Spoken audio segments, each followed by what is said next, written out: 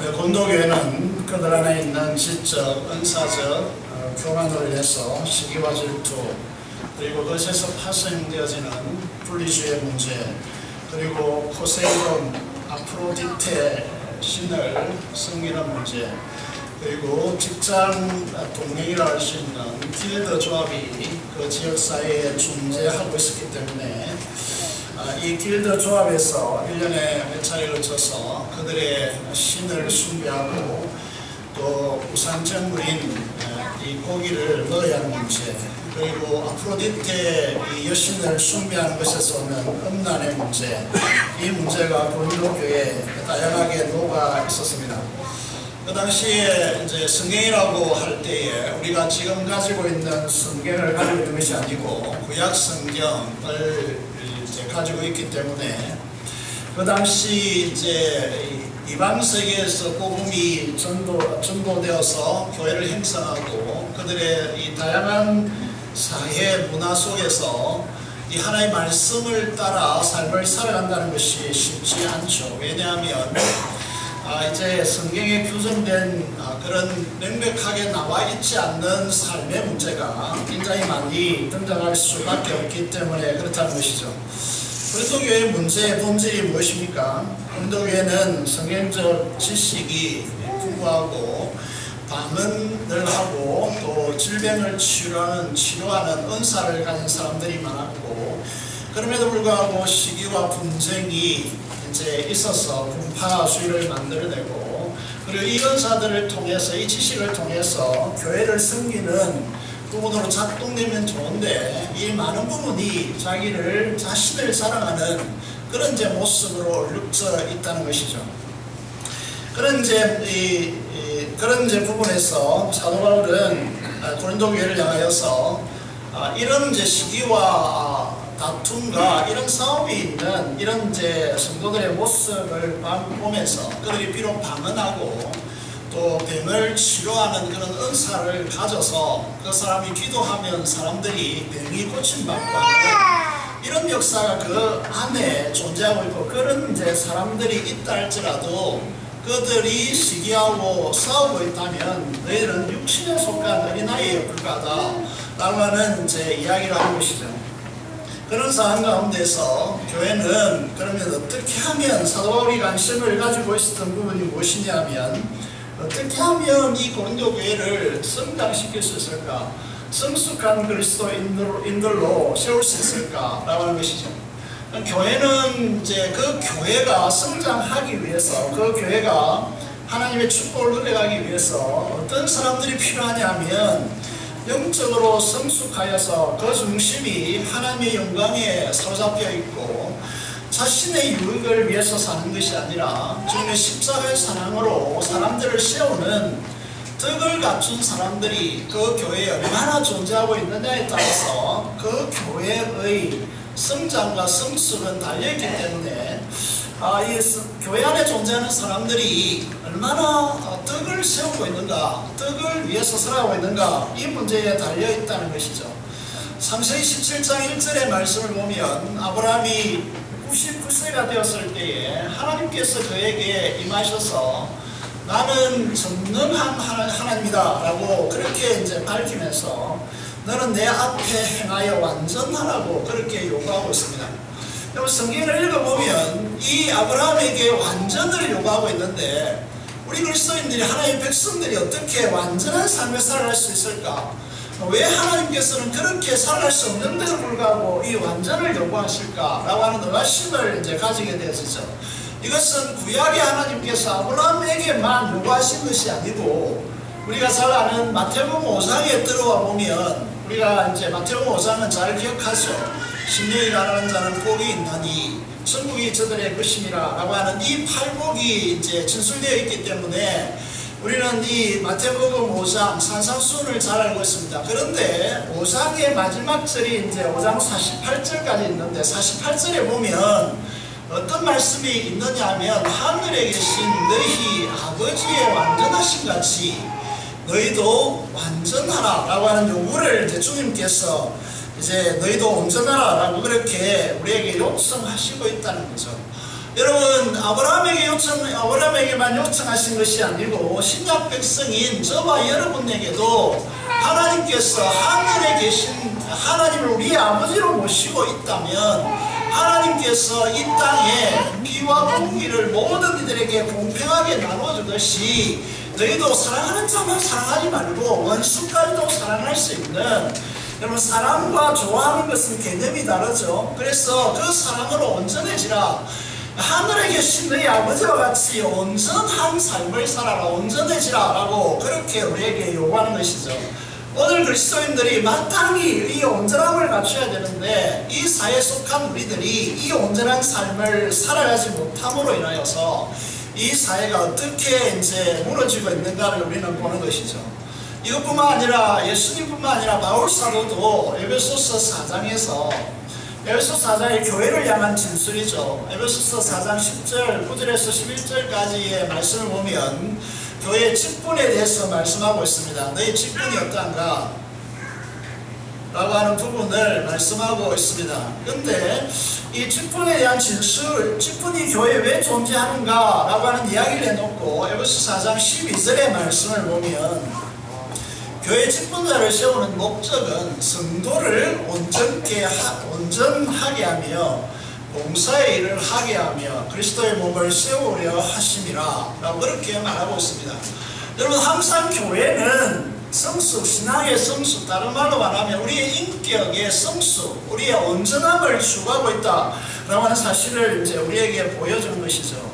여러분 우리가 이제 교회로서 존재하고 있는데 우리 교회가 성숙함을 추구해야 된다. 왜 이것이 중요하냐면 우리 교회의 미래를 결정하는 것은 우리 안에 얼마나 많은 사람들이 그 사람으로 인해서 쉼을 얻고 안식을 누리고 하나님의 은혜와 평강을 함께 누리는 온전함을 갖춘 성도들이 그 교회 안에 얼마나 많이 존재하는가.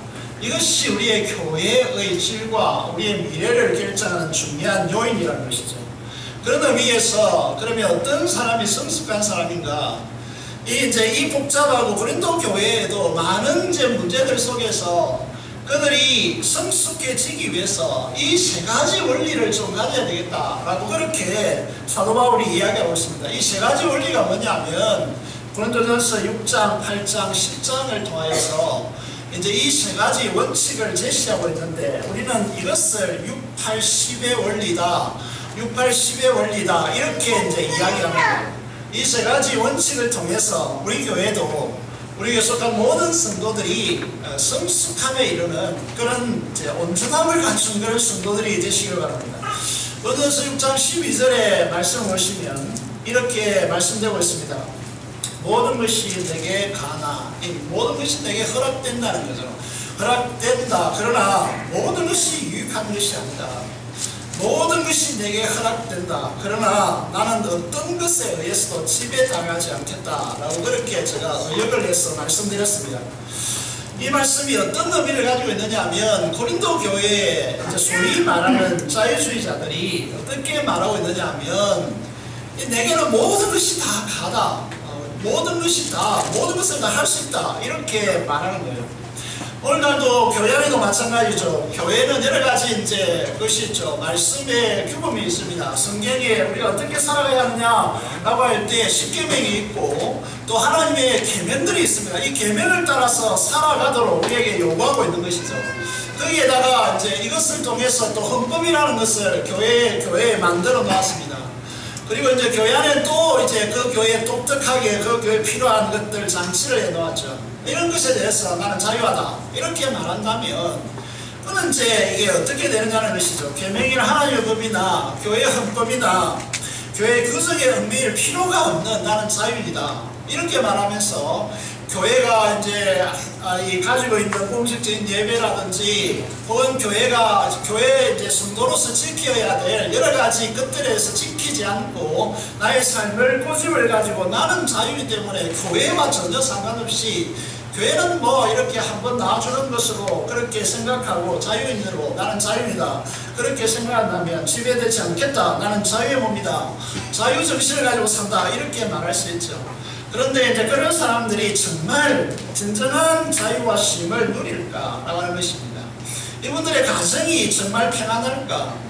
여러분 이 사람들의 내면의 삶이 안식과 하늘에 하나님께서 주시고자 하는 안식과 평화와 진정한 힘이 그의 이 마음과 그의 가정과 그와 함께하는 사람들이 진정으로 누리고 있을까라고 하는 것입니다. 그 영혼이 정말 하나님의 진리 안에서 참 자유의 기쁨을 누리고 있을까라고 하는 의문표를 딱 던질 수밖에 없는 것이죠. 여러분 우리가 알아야 할 것은 진정한 자유와 쉼과 평안은 하나님의 은혜에 의해서 주어지는 것이지, 여러분 내가 하나님의 법에 자유하겠다 해서 주어지는 것이 아니라는 것이죠. 자신의 노력과 의지와 그 경험을 통해서 이룩한 선체의 결과로 그렇게 형성된 자기 철학적 고집과 자기 인생 고집을 가지고 자기 실력으로 산다고 해서 여러분 삶의 자유가 주어집니까? 그렇지 않습니다.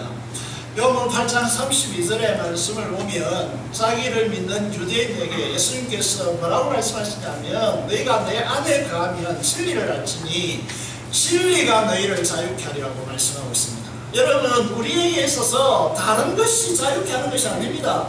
진리가 우리를 자유케 한다는 사실을 아셔야 됩니다.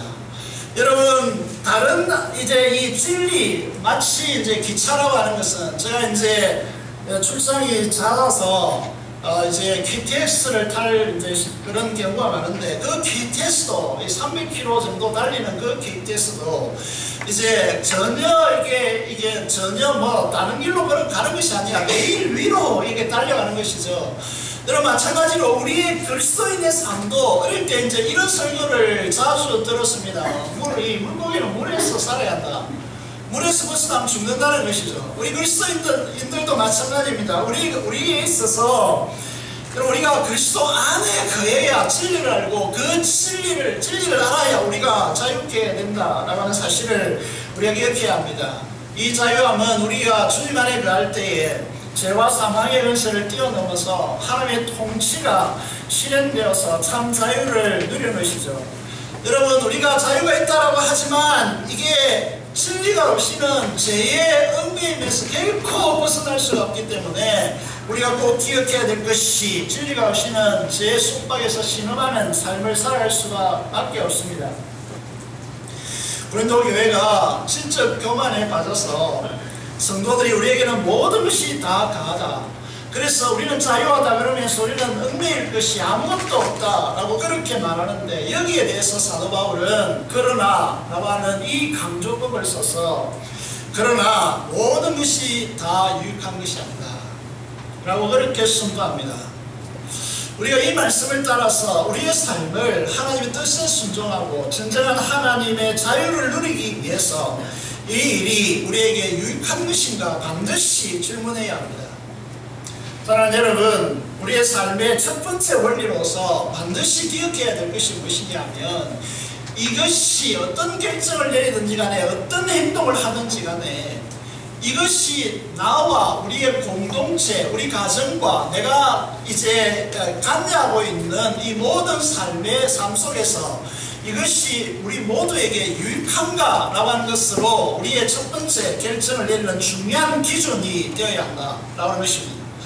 이것이 고린도전서 6장의 원리인데 이 고린도전서 6, 80 원리에서 첫 번째 원리가 무엇이냐면 이것이 나와 우리 모두에게 유익한 것인가 라고 하는 것으로 기준점을 삼아야 된다는 것입니다.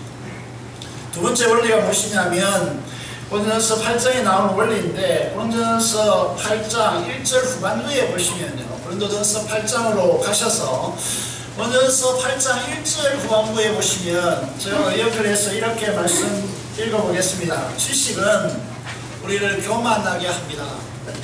그러나 사랑은 이웃과 공동체의 믿음과 삶을 세워 올립니다 라고 그렇게 이제 해석하여서 제가 읽었습니다. 사랑은 떡을 세운다. 여러분 지식은 교만하게 만듭니다. 그렇지만 사랑은 이웃과 공동체의 믿음과 삶을 올려 세웁니다. 이게 떡이라는 것이죠. 이 말씀을 보다 이제 확대해서 이제 기록한 것이 오늘 본문에 나오는 고린도전서 10장 32절에서 33절의 말씀입니다. 이 말씀을 보면 유대인에게나 헬라인에게나 하나님의 교회나 거치는 자가 되지 말고 나와 같이 모든 일에 모든 사람을 기쁘게 하여 나의 유익을 구하지 아니하고 많은 사람의 유익을 구하여 저희로 구원을 얻게 하라. 그렇게 말씀하고 있습니다. 무슨 문제로 고린도 교회가 충돌과 분리가 일어났냐면 우상에 바쳐진 이 고기를 먹을 수 있느냐 없느냐의 문제가 고린도 교회의 중대한 문제였습니다. 왜냐하면 초대교회 최초의 공예라고 하는, 우리로 말하면 총회라고 할 수 있는 이 예루살렘 총회에서 사도행전 15장 29절의 말씀을 보면 이렇게 이제 결정합니다. 중요한 결정 세 가지를 내리는데 그 중에 하나가 우상의 제물을 먹어서는 안 된다라고 하는 결정을 내려서 모든 교회에게 공지합니다. 공적으로 통보했다는 것이죠. 공문을 내려보냈다는 것이죠. 우상제물을 먹지 말라. 그런데 고린도 같은 이 도시에서 시장에 나오는 모든 고기가 어떤 고기냐면 그들이 믿는 포세이돈이나 아프로디테 이 여신인데 이 여신에게 바치는 의식이 거친 후에 의식을 가진 후에 그 짐승들을 도축한다는 것이죠. 그럼 지금도 여러분 우리는 마음에 무슬림을 잘 모르는데 무슬림은 지금도 이와 같이 합니다. 짐승을 잡을 때 그 신에게 이 짐승을 먼저 바치고 그 다음에 도축한다는 것이죠. 이 당시 고린도 지역에 시장에 나오는 거의 대부분의 고기가 이런 형태로 이루어졌습니다. 그리고 이제 뿐만 아니라 포세이돈 신과 아프로디테라고 하는 이 신을 숭배하기 때문에 1년에 한 차례 혹은 2년에 한 차례 이렇게 축제를 벌이기 때문에 그 축제에 이제 고기를 서민들 같은 경우에 잔치죠. 축제가 벌어질 때 고기를 먹을 수 있지. 평소에 저 어릴 때도 저희 집에 소를 많이 길렀지만 소고기를 한 번도 거의 이제 먹어본 기억이 없습니다. 우리의 서민 같은 경우에 이런 고기를 먹는 것은 이런 축제나 또 이런 잔치에 있을 때 가능한 것이다 라고 하는 것이죠. 그런 부분에서 이런 고린도 교회의 문제, 이 문제가 그들의 삶과 직결되어 있는 것이고, 또 하나 그들이 직장에 다니면 길드라고 하는 직장 동맹이 있어서 그들을 지키는 수호신에게 정기적으로 제사하는 축제가 있습니다. 그러면 직장에 다니는 그리스도인들로서 그 축제에 참석할 것인가 참여하지 않을 것인가, 이게 중대한 문제가 일어나는 것이죠. 그 직업을 유지하기 위해서 거기에 빠지면 안 되는 상황이 되는 것이죠. 이것이 그 시대의 상황만 아니고 우리 시대도 마찬가지죠. 지금 이제 프로 야구단의 경우에 구단과 또 감독과 코칭 스태프의 선수들이 여러분들 화면에 나와 있는 대로 이렇게 고사를 지내고 동구 봉투를 이렇게 입에 물리고 이렇게 그 실력으로 승부하고 정정당당하게 이렇게 하는 것이 아니라 그것만으로 안 된다는 거죠. 아무리 뛰어난 감독을 모셔오고 그렇게 해도 실력은 갖췄지만 뭔가 불안하기 때문에 이렇게 해서 그들의 기원을 보낸다는 것이죠. 그러면 이 중에 우리가 질문해 보고 싶은 것이 뭐냐면 이 중에 크리스찬이 없을까? 이 선수 중에 교회 다니는 친구는 없을까? 이런 생각을 가지는 것이죠. 그렇다면 여기에 나와서 앉아있고 여기에 대해서 머리를 조아리고 있고 이렇게 되면 어떤 마음으로 이게 참석할까라고 하는 것이죠. 저는 이야기했는지 모르겠지만 제가 군대에 있을 때에 저희 부대가 특수한 부대였는데 훈련에 나가고 또 측정을 ITT 측정이 나가고 군사의 측정이 1년에 한 차례 있습니다. 그러면 거기에서 포대장이나 또 이 사령관한테 진급하기 위해서 이게 잘해야 되는 거죠. 그런데 훈련에 나가고 사고가 나고 또 비가 오고 이렇게 해서 제대로 실력이 되지 않기 때문에 이제 한날은 자기 부인은 이제 교회를 다니고 집사님, 권사님도 모르겠는데 이 부대장은 교회를 다니지 않는데 돼지머리를 올려놓고 고사를 지내고 탁주를 받아놓고 이렇게 고사를 지내고 저보고 나와서 그 당시에 이제 제가 교회 다니는 걸 알고 있기 때문에 또 이제 이 파견 문제의 군종이라고 해서 이제 예배 드릴 때 행사를 이끌고 교회 나가고 이런 그런 사람이었기 때문에 써보고 와서 그 이제 대제머리 앞에서 기도를 좀 해달라 이렇게 이야기합니다. 아무리 군대지만 말이죠. 상관의 명령을 거부하면 소위 말해서 뭐 어떻게 되겠습니까? 찍혀서 군생활을 했지 않겠죠. 저는 이제 할 수 없으니까 가만히 있으니까 다행히도 교회 나가는 이제 상사분이 저보고 인사계라고 이렇게 이야기하죠. 상사분이 저보고 들어가라고 하더라고요. 여러분 이게 이제 자유주의자들은 말합니다. 뭐 기도해도 뭐 그렇게 큰 문제가 되느냐라고 말할 수 있죠. 근데 고린도 지역에 관한 서민들이 이런 상황에 직면해 있다 하면을 좋은 거 아니기 때문에 계속 나누지 마시고. 예, 그래서 이 이제 고린도 지역에 관한 서민들이 이런 축제 기간에 고기를 먹을 수 있는 유일한 기회라고 할 수 있고 어렵게 살기 때문에 이런 잔치에서 고기를 먹을 수 있는데 이런 이제 신전에 시작하는 이 축제에서 이 소위 말해 지식적인 고린도 교회 안에 지식적이고 이제 이 영적 영지를 가지고 있다고 하면서 이런 이제 참여하는 것에 전혀 문제가 없다고 하면서 신전에 그 앉아 그 축제에 참가해서 고기를 이제 먹고 있는 그런 이제 사람들이 있다는 것이죠. 그러면서 우리는 자유하다 이렇게 말하는 것입니다. 그래 그들의 신앙의 토대가 무엇이냐면 우리가 믿는 하나님은 유일신이기 때문에 이방인들이 신이라고 주장하는 것은 아무런 의미가 없고 심지어 존재하지도 않는 돌조각이나 나무 조각에 불과한 것이다. 그래서 이 우상의 실체가 없는 것이기 때문에 불신자들이 자신들의 신들에게 음식을 바치는 것은 아무런 의미가 없다. 실체도 없는 우상이 무슨 영향이 있겠느냐. 그래서 우리는 자유이기 때문에 그 음식을 먹어도 아무 상관이 없다라고 그렇게 이제 주장하면서 우리는 거기서 자유하다라고 그렇게 말하는 것입니다. 여기에 대해서 여러분 어떻게 생각할지 몰라도 고린도전서 10장 19절에서 20절의 말씀을 보면 사도 바울이 이렇게 말합니다. 그런즉 내가 무엇을 말하느냐? 우상의 제물은 무엇이며 우상은 무엇이냐? 무릇 이방인이 제사하는 것은 귀신에게 하는 것이요 하나님께 제사하는 것은 아니니 나는 너희가 귀신과 교제하는 자가 되기를 원하지 아니하노라. 여러분 이 지식층들이 하나 알지 못하는 것이 있다라고 하는 것이죠. 그럼 이것이 뭐냐면 우상 숭배가 단순하게 아무것도 아닌 존재에게 절하고 그렇게 이제 숭배하고 하는 것이 아니라 그 속에는 뭐가 개입되어 있다는 거죠? 귀신이 개입되어 있다는 거예요. 21절에서 22절에 너희가 주의 잔과 귀신의 잔을 겸하여 마시지 못하고 주의 식탁과 귀신의 식탁을 겸하여 참여하지 못하리라. 그러면 우리가 주를 노여워하게 하겠느냐? 우리가 주보다 강하냐라고 그렇게 반문하고 있습니다. 오늘날도 자유주의 개신교 목회자들과 신학자들이 어떻게 말합니까? 석가 당신일 때 개신교 목사들이 절에 가서 축가 인사를 하고 주는 사찰의 음식을 먹고 성찬절 성녀들이 교회 와서 축가 인사를 하는 것이 그리고 교회 안에서 성녀들이 특강하는 것이 뭐가 그렇게 큰 문제냐? 종교 간의 통합을 이루고 서로 소통하고 교제하자 이렇게 말하죠. 근데 이게 정말 이게 옳은 문제냐라는 것이죠. 미국 뉴욕에 리버사이드라고 교회가 있습니다. 이 교회가 세계에서 미국인 교회 중에 우리 한인 교회 말고 미국 교회 중에 제일 큰 교회로 소개되고 있습니다. 저도 한 10년 때 뉴욕 동부 쪽으로 갔기 때문에 그 교회를 가봤습니다. 화려한 교회 역사와 전통을 자랑하고 있습니다.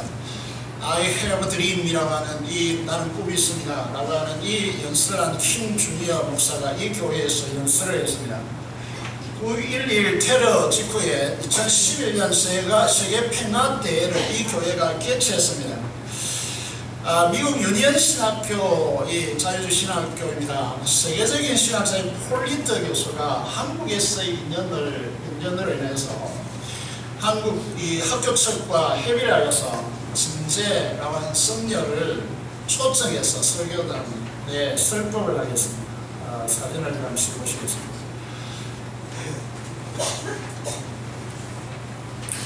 이게 리버사이드 교회 대변인데 이 십자가 위에 플랜카드로 뭐가 걸렸습니까? 여기에서 이제 이 진제 성녀가 설법을 하고 있습니다. 이게서 어떻게 말했냐면 마음 가히 찾기 힘들다. 찾으란 자 그대가 오지 못하미로다. 무심히 앉아있으니 마음도 또한 무심히 앉아있다. 도대체 무슨 말을 하는지 모르겠습니다. 그리고 다음 화면을 보시면 여기 이 교회 안에 선교들이 이제 참석하고 있고, 다음 화면을 보시면 끝나고 난 뒤에 이 사찰 음식을 거기에 참여한 사람에게 소개하고 맛보게 한다라고 해서 함께 만찬을 가졌습니다.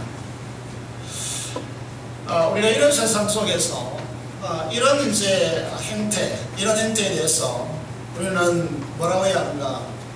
이 세계 평화를 구축한다. 1911 테러, 이제 종교 화해 이런 것 추구한다 해서 교회 안에 이런 이게 상을 그 프랭카드를 걸어놓고 하는 이것이 WCC와 세계 교회 협의회와 또 세계 평화를 구축한다라고 하는 소위 말하는 사람들의 행태에 대해서 우리는 어떤 관점을 가지고 이제 보아야 한다라고 하는 부분을 이제 말하는 것이죠. 그래서 많은 성도들이 오늘날 이 혼돈을 가지는 것이죠. 이렇게 하는 것이 우리 기독교가 아닌가 이렇게 착각하는 그런 이제 경우가 많습니다. 사도 바울은 분명히 말합니다. 사도 바울도 그 고기를 먹는 자유가 있다라고 말합니다. 그러면서 믿음이 강하다고 하면서 신전 축제에 참석해서 거기서 음식을 먹는 것은 우상 숭배, 귀신을 숭배하는 것이 된다. 또 하나는 이제 하나님의 말씀을 지키려고 하는 그들이 표현하기 믿음이 작다라고 그렇게 연약해서 그렇게 한다는 그들의 행제를 마음을 상하게 하고 그 믿음을 손상시키는 것이다. 그래서 지식층들이 자유를 주장하면서 신전 축제에 참석하고 거기서 고기를 먹는 것은 우상 숭배, 우상 제물을 먹지 말라고 하는 교회 총회의 결정에 위배되는 것이고 그것을 지키는 신앙을 사람들의 신앙을 파괴하는 것으로 먹지 말아야 한다라고 그렇게 주장하고 있습니다. 원도교회 자유주의 지식을 향하여서 노라고 선언하고 너희에게 자유보다 더 중요한 것이 있다라고 그렇게 말하면서 그것은 덕이다 라고 사람을 세우는 것인가. 너희가 그런 자유를 통해서 이렇게 세상에 이렇게 자유를 주장하면서 세상에 참여하는 것이 정말 사람들을 세우는 것인가. 그래서 이 지식들은 자신을 부르게 한다. 나는 자유하다라고 이 교만을 내세우는 것밖에 더 무엇이 있느냐 라고 그렇게 진술하고 사람은 사람을 올려 세워놓는다 라고 그렇게 말하면서 그래서 8장 31절의 말씀을 보면 사도 바울은 그러므로 만일 음식이 내 행제를 실족하게 한다면 나는 영원히 고기를 먹지 아니하여 내 행제를 실족하지 않게 하리라 라고 그렇게 자기 결단을 진술하고 있습니다. 우리에게는 모든 것이 가합니다. 자유합니다. 그렇지만 모든 것이 덕을 세우는 것이 아닙니다. 누구든지 자기의 유익을 구하지 말고 남의 유익을 구하라고 그렇게 말하고 있습니다. 그래서 우리가 이제 이 세상 속에서 좀 배웠다고 하고 또 교회 안에서 신앙을 좀 소위 말했다고 하고 신앙적으로 내가 경험이 많다라고 말하는 사람들이 이렇게 다른 사람을 고려하지 않고 다른 사람을 세우는 이 덕을 이제 베풀지 않고 덕을 세우는 그런 삶을 살아가지 못한다고 한다면 사도 바울이 고린도서 8장 2절에 이렇게 그들을 향하여서 경고하고 있습니다. 누가 만약에 무엇을 안다고 생각하면 그 사람은 아직 자기가 마땅히 알아야 할 바를 알지 못하는 것이다 라고 그렇게 말했습니다. 여러분 우리가 이제 이 지식청일수록 겸손해야 하는데 여러분 지식청일수록 덕을 세워야 하는데 만약에 자기 중심에서 벗어나지 못하고 자기 중심으로 생활하고 교회 전체의 유익을 위하여서 사람들을 세우는 방식으로 신앙생활을 하지 않는다고 하면 그 사람은 정말 아무것도 모르는 사람이다 라고 그렇게 규정할 수 있습니다. 하나님은 창조주가 되시고 통치자가 되시고 심판자가 되시다. 사도 바울은 절대적 주권을 강조하고 그분에게서 나오고 그분으로 말미암고 그분을 위하여 우리가 존재한다고 전제한 후에 그 전능하신 분이 어떤 분이냐? 사랑이시다. 그렇게 하는 것이죠. 요한일서 4장 7절에 사랑하는 자들아 우리가 서로 사랑하자. 사랑은 하나님께 속한 것이니 사랑하는 자마다 하나님으로부터 나서 하나님을 알고 사랑하지 아니하는 자는 하나님을 알지 못하느니 이는 하나님은 사랑이십니다. 여러분 잘 보시면 사랑은 떡을 세운다 했습니다. 그런데 우리가 지식을 가지고 있다고 하면서 사랑함으로 떡을 세우지 않는다면 그는 사도 바울이 말한 대로 고린도전서 8장 2절이 말한 대로 그는 아무것도 모르는 사람이다 라고 하는 결론을 내릴 수 있습니다. 고린도 교회 성도들이 자랑으로 여겼던 신식, 신학이죠. 신지식, 시와 방언을 비롯한 은사, 논증적 설득력으로 사람을 감화시키는 실력, 이것들이 자기 자랑과 그것으로 인해서 분리를 교회에 가져온다면 그들은 육신에 속한 사람이고 사랑 자체를 모르는 사람으로서 사랑을 모르면 하나님을 알 수가 없다라고 하는 결론을 내리고 있는 것입니다. 그래서 우리의 삶의 두 번째 원리가 무엇이냐면 정말 우리가 덕을 세웁니다 라고 하는 이 부분을 두 번째 원리로 우리 가운데 드리워야 한다라는 것이죠. 세 번째 원리가 뭐냐면 고린도전서 10장 31절에 우리 어릴 때부터 교회를 좀 다니시는 분은 너무나 잘 알고 있는 말씀이죠. 고린도전서 10장 31절을 보시면요, 한번 크게 다 같이 읽어볼까요? 시작. 그런즉 너희가 무엇하시든지 무엇을 하든지 다 하나님의 영광을 위하여 하라. 인생의 제일 되는 목적이 하나님이 영화롭게 하고 그를 영원토록 즐거워하는 것입니다. 내가 인생을 사는 이유는 뭐든지 마시든지 무엇을 하든지 오직 하나님의 영광을 위하여 하라 그렇게 말씀하고 있습니다. 많은 사람들이 묻습니다. 그러면 어떻게 하는 것이, 어떻게 사는 것이 하나님의 영광을 위해서 사는 것입니까? 라고 묻습니다. 거기에 대해서 친절하게도 계속해서 반복하여 읽고 있지만은 오직 하나님의 영광을 위하여 사는 것이 무엇인가에 대한 정확한 해답으로 사도 바울은 고린도전서 10장 32절에서 33절로 대답합니다. 그럼 우리가 묻죠. 어떻게 하는 것이 그렇게 오직 하나님의 영광을 위하여 사는 것입니까? 라고 그렇게 묻는다면 거기에 대한 해답이 무엇이냐면 나는 이렇게 삶을 살겠습니다. 저렇게 살겠습니다. 이렇게 많이 대답할 수 있겠지만 사도 바울은 분명하게 이렇게 진술합니다. 유대인이나 헬라인에게나 하나님의 교회에나 거치는 자가 되지 말고 거치는 자가 되지 말라. 거치는 자가 되지 말고 나와 같이 모든 일에 모든 사람을 기쁘게 하여 자신의 유익을 구하지 아니하고, 이게 중요합니다. 첫 번째, 거치는 자가 되지 말라. 두 번째는 자신의 유익을 구하는 자가 되지 말라. 그 다음에 무엇입니까? 많은 사람의 유익을 구하여 그들로 구원을 받게 하라. 그렇게 됐습니다. 구원이란 무엇입니까? 라고 하는 질문에서 영생과 풍성한 삶을 누리는 것입니다. 여러분, 우리가 아는 모든 사람에게 이 영원한 삶, 하나님의 삶과 이 세상의 결핍을 충족받아서 그것으로 기쁨과 행복을 누리게 하는 길이 풍성한 삶, 풍성함을 하나님으로부터 공급받는 것입니다. 이것이 구원입니다. 이 구원을 받게 하라 라고 그렇게 말합니다. 이 구원을 받게 하는 삶을 살아가는 것이 하나님께 영광을 돌리는 것입니다. 오늘 저와 여러분 현대 그리스도인의 가장 모순된 중대한 문제가 무엇이냐면 그 중심성을 우리에게서 다른 사람의 구원을 받게 하는 삶으로 이동시켜야 합니다. 다시 말하면 내 중심에서 하나님의 영광을 위하여라고 하는 이 중심 이동이 일어나야 한다는 것이죠. 그런데 오늘 그리스도인이라고 하는 이름을 가진 많은 사람들에게서 이 중심성이 이동하지 않았기 때문에 저와 여러분의 삶이 행복해질 수가 없는 거예요. 우리의 중심을 이동시켜야 합니다.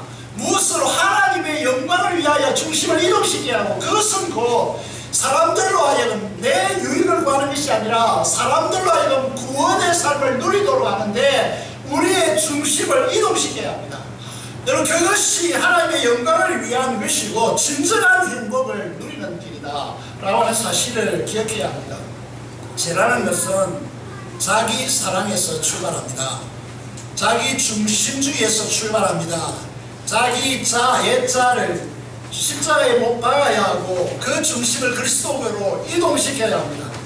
오직 하나님의 영광을 위하여 살아가는 것이 무엇이냐면 영혼에게 치열하게 복음을 전하고 그 나라, 그 심령 안에 하나님의 통치로는 하나님의 나라를 심고 성령의 역사로 인하여서 하나님의 통치가 가져다주는 영생과 풍성한 삶을 위하여 기도하고 그에게 컴플레인하고 그렇게 살아가는 삶을 내 삶을 통해서 보여주고 그래서 나는 행복자라고 그렇게 이제 느끼고 사는 삶이 하나님을 영화롭게 하는 삶임을 기억해야 합니다.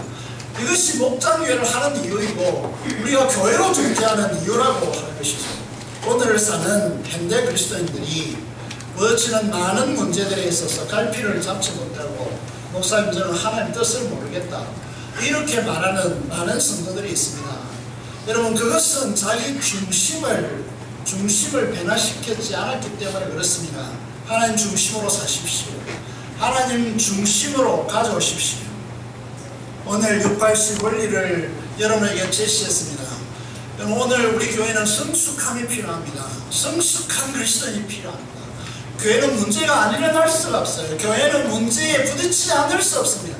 교회마다 문제가 없다면 그는 더 이상 교회가 아닙니다. 세상에 존재할 가치가 없어요. 교회는 끊임없이 문제에 부딪히게 되어 있습니다. 그런 상황 가운데 그 교회는 얼마나 성숙한 성도가 있느냐에 따라서 그 교회가 성장하느냐 침몰하느냐 라고 하는 갈림길에 서게 되어 있습니다. 그래서 사랑하는 여러분, 우리가 성숙한 성도가 되기를 원합니다. 성숙하게 이루기 위해서 세 가지 원리를 꼭 붙들어야 합니다. 첫 번째가 뭐라 그랬습니까?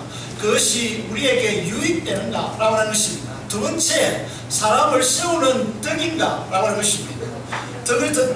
사람을 세워야 한다는 것입니다. 세 번째 뭐라고 했습니까? 같이 합시다. 오직 하나님께 영광을 돌리는 것입니다. 하나님께 영광이 되는가? 이 세 가지 원리를 정확하게 적용하여서 하나님께 영광을 돌리고 성숙한 성도가 되어서 여러분의 영적 영향력, 영적 그늘 아래 많은 새로운 영혼들이 그 안에서 힘을 누리고 하나님의 구원을 누리는 복된 성도들이 되시기를 주님의 이름으로 축원합니다.